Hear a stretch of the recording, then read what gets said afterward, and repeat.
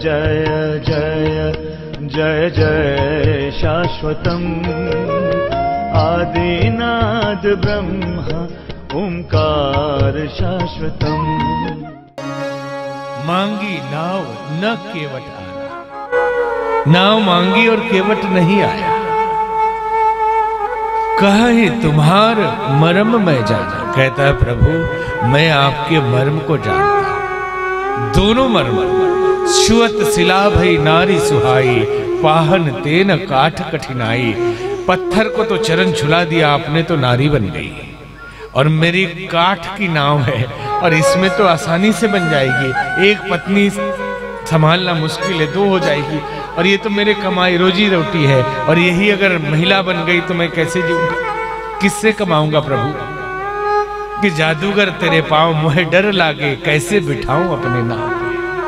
कि आपके पांव बड़े जादूगर हैं, मुझे डर लगता है। ये तो लौकिक है, और अलौकिक भगवान को ये कह रहा है कि कहीं तुम्हार मर्म में जाना। बड़े बड़े सिद्ध संत योगी मुनि तपस्वी जिस ब्रह्म का मर्म नहीं जान पाते, केवट कहता है मैं तुम्हारा मर्म जानता हूं। मैं जानता हूं कि आप परमात्मा हैं, और आपको मैं ऐसे नहीं जाने दूंगा, पार नहीं ले जाऊंगा।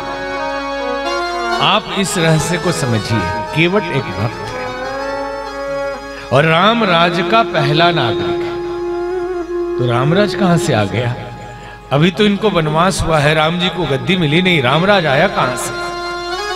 तो राम जी कहते हैं पिता दिन मोहि कानन राजू, पिताजी ने मुझे वन का राज दे दिया, ये नहीं चाहिए, मैं तो पूरे वन का राजा हो गया। पिता दिन मोहि कानन राजू, पूरे वन का राजा तो मुझे बना दिया, और वन जहां से शुरू हो रहा है केवट मिला पहला, वहां का पहला नागरिक राम राज्य का वन का केवट है। तो अगर राम राज्य में नागरिक होंगे तो कैसे होंगे? सब भक्त होंगे केवट जैसे। कैसा? भक्ति कई तरह से होती है, लेकिन केवट की भक्ति को अगर देखें तो भक्त की पहचान आसानी से हो सकती है। जिसके जीवन में लोभ और भय न हो। कितना बड़ा चंदन लगाया, कितना तिलक किया, कितनी घंटी बजाई, ये महत्वपूर्ण नहीं। जिसके जीवन से लोभ और भय निकल गया हो, समझ लेना कि भगवान उसके हृदय में विराजमान होते हैं, वो सच्चा भक्त है। लोभ और भय निकल जाए, दोनों गुण इसके अंदर है। भय नहीं है, राजा के बेटे हैं, धनुष बाण लिए आ रहे, मार देंगे, सेना आ जाएगी, मैं इनकी अवहेलना कर रहा हूं, कोई भय नहीं, मार दीजिए, कोई बात, अपने शर्त पे लेके जाऊं। क्या भक्ति है? आप मार दो, कोई फर्क नहीं पड़ता, और कोई लोभ नहीं, उतराई भी नहीं चाहिए, कुछ नहीं चाहिए। और हमारी भक्ति तो भक्ति होती है, लोभ और अहंकार के लिए भक्ति होती है। लोभ और भय में हम जीते रहते हैं, भय के कारण भक्ति करने जाते हैं कि प्रभु इससे बचाना, प्रभु इससे बचाना, और जहां बच गए प्रभु जी साइड रहो, अब मैं मस्ती में हूं। प्रभु ने थोड़े किया, मैंने सब कर लिया, मैंने सब कर लिया। और भक्त वो होता है जिसके जीवन में कोई लोभ नहीं। अरे प्रभु देंगे तो खाएंगे, प्रभु मारेंगे तो मर जाएंगे, कोई दिक्कत नहीं, जो मेरे प्रभु की इच्छा हो। न मैं रहूं न मेरी आरजू रहे, बस तू रहे और तेरी आरजू, मैंने रहूं। एक किस्सा मैंने एक दिन सुनाया था, फिर मन कर रहा है सुनाने का, कि एक गृहस्थी लोगों के साथ नाव में साधु जा रहा था। साधु जा रहा था, बाढ़ आ गई, नाव डूबने लगी, साधु पानी डालने लगा नाव में, पानी थमने लगा, साधु पानी निकालने लगा। गृहस्थी लोग कहने लगे पागल है क्या बाबा, जब निकालने की जरूरत थी तो आप डाल रहे थे, और अब जरूरत नहीं है तो आप निकाल रहे हैं। बोले मेरे प्रभु की मर्जी, मेरे प्रभु डुबा रहे थे तो मैं बहुत खुश था कि जल्दी डुबाइए प्रभु, ये संसार में रखा क्या, ले चलिए अपने पास, क्या रखा है यहाँ। और अब जब नाव बचने लगी तो मैंने सोचा कि प्रभु रोकना चाहते हैं कुछ दिन और, तो मैं मदद कर दे रहा हूं थोड़ी प्रभु की।